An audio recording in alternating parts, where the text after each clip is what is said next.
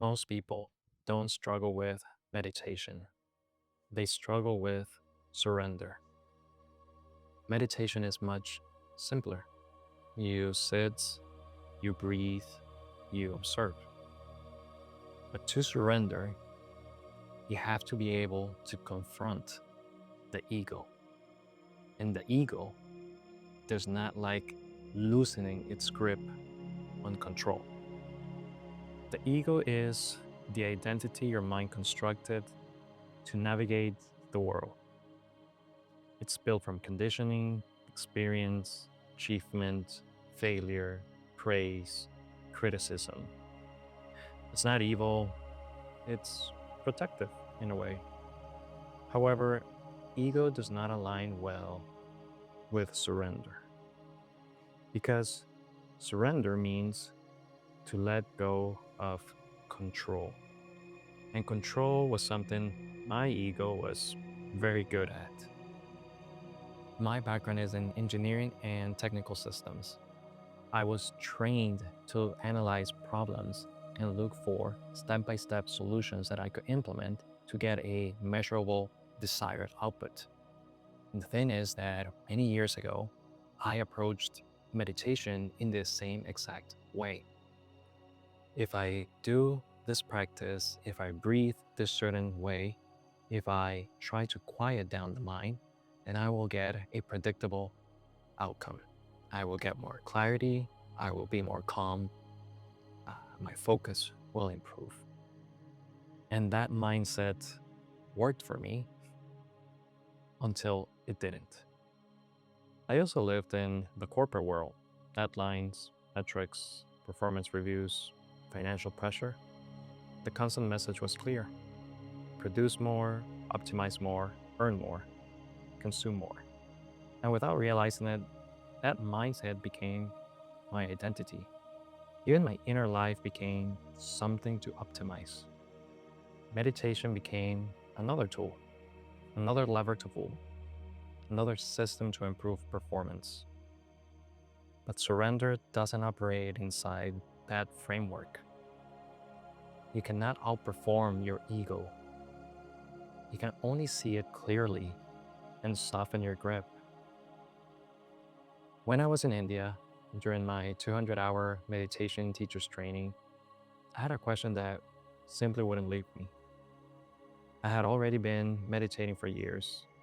I thought I understood it.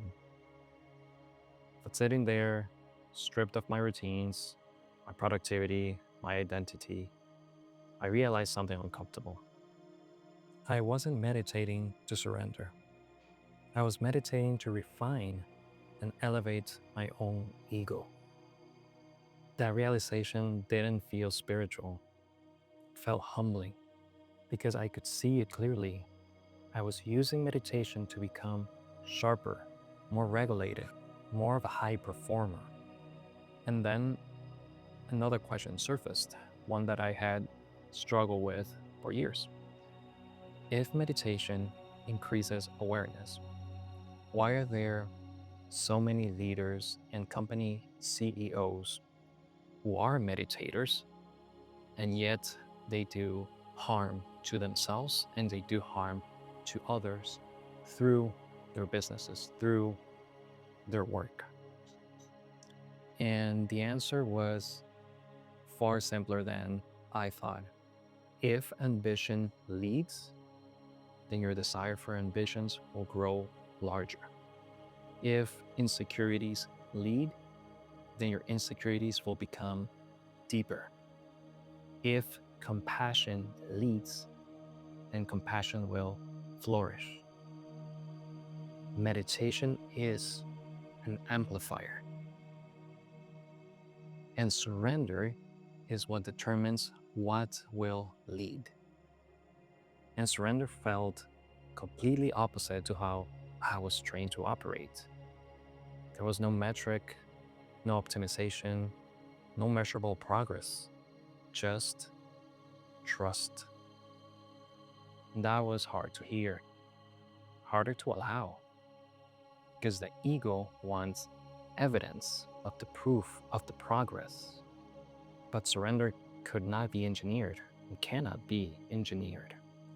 The moment you try to force it, you're back in control. So, what does surrender actually look like?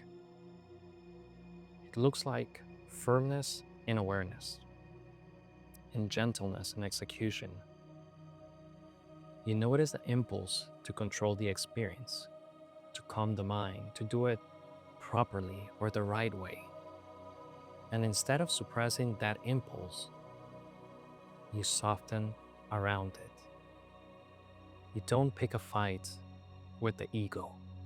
You see it and you stop feeding it. That right there is your strength. When you stop trying to extract something from meditation, your body responds differently. The breath softens on its own, the shoulders relax, the nervous system settles.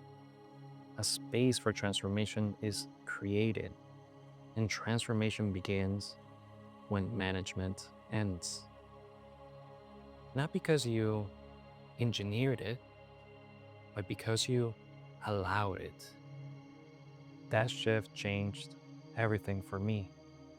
I stopped asking, what result will this meditation produce? And started asking, what happens if I stop interfering? If I get out of my own way? That's when meditation moved beyond practice. It became a way of being that you are constantly going into as you surrender and falling out of when the ego reclaims control. In time, the ego quiets down, surrender continues to lead, and transformations take place. This week, you can practice gentle surrender. Think of somebody who in the past has caused you some level of harm. Don't seek to forgive them. Don't think of excusing them. Simply ask one question. What suffering might they have been carrying? That question alone helps the ego loosen its own grip. Don't seek to forgive anybody. Just simply seek to understand. Meditation is not something that you do.